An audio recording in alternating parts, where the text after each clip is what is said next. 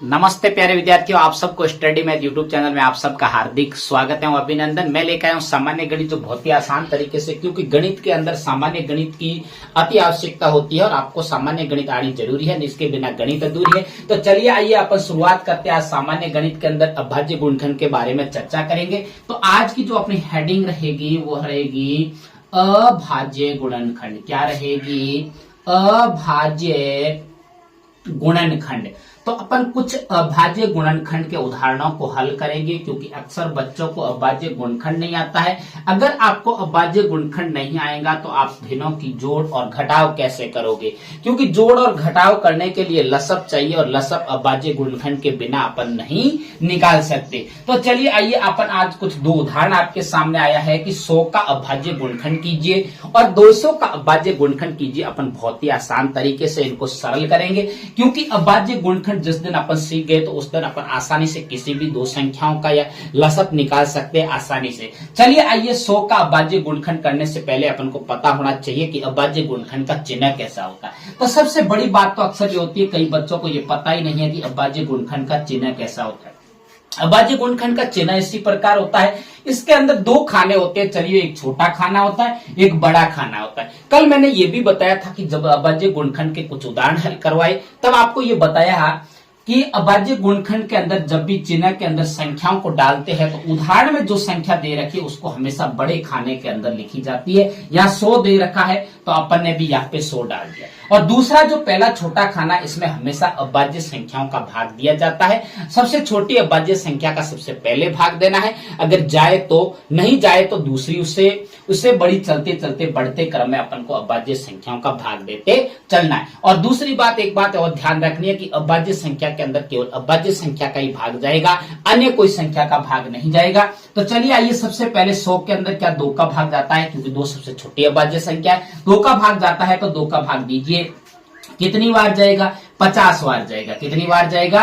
50 बार जाएगा, क्योंकि 10 में देखो 2 का भाग 5 बार और 0 यहाँ पे उतार दिया, तो 100 के अंदर 2 का भाग 50 बार जाएगा। उसके अंदर क्या बताइए कि 50 के अंदर क्या 2 का भाग जा रहा है? बिल्कुल जा रहा है। देखो कितनी बार जाएगा? 25 दूने 50, मतलब कि 25 बार जाएगा। कितनी बार जाएगा?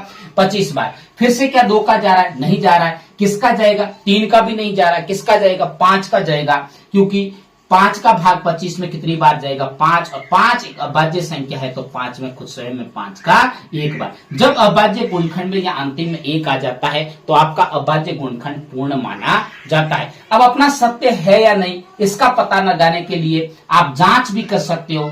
इस पक्ष का आप गुणा कीजिए, आपको वापस वही 100 प्राप्त होगा जो अपने उदाहरण के अंदर दे रखा है। मुझे उम्मीद है कि आपको यह अभाज्य गुणनखंड बहुत अच्छे से समझ में आया। चलिए अगली दूसरे की शुरुआत करते हैं कि 200 का अभाज्य गुणनखंड कीजिए। इसके जैसा का जैसा है, संख्या कोई भी आ सकती है, लेकिन तरीका करने का वही का वही है। सबसे पहले आपको अभाज्य गुणनखंड का क्या बनाना है? चिन्ह बनाना है। उसके बाद में बड़े वाले खाने में ये संख्या या उदाहरण के अंदर दे रखी है वो उतारनी है। 200 दे रखी है तो अपन ने यहाँ पे 200 उतार दिया। अब सबसे पहले अपन को ध्यान देना है कि सबसे छोटी अभाज्य संख्या का क्या भाग जा रहा है? बिल्कुल जा रहा है। देखो 2 का भाग 200 के अंदर कितनी बार जा रहा है? 100 बार जा रहा है। कितनी बार जा रहा है? 100 बार जा रहा है। उसके बाद में देखिए फिर से 2 का भाग जा रहा है। 200 में कितनी बार जाएगा? 50 बार जाएगा। उसके बाद में फिर से देखो अभी तक 0 है पीछे अंतिम में इकाई का अंक, इसीलिए 2 का भाग तो जाएगा। तो 2 का भाग 50 में कितनी बार जाता है? 25 बार जाता है। कितनी बार जाता है?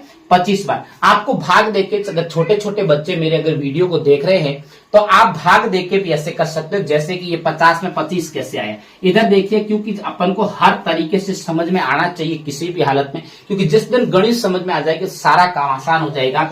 देखिए यहाँ 50 यहाँ लिखना है और 2 का भाग देना। देखो 5, 2 दूने कितना होता है? 4, और शेषफल कितना बचा? 1, और यहाँ पे कितना आया? 0 उतारा तो कितना हो गया? 10, और 5 दूनी 10, ये देखो 25 आ गया। कहां से आया? या जो भागफल के अंदर उत्तर आएगा वही यहाँ लिखा जाएगा।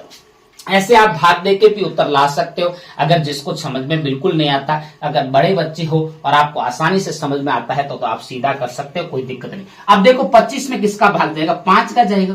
5 के सिवाय तो और किसी का भाग नहीं जाएगा। 5 पंजे कितना होता है? 25 होता है।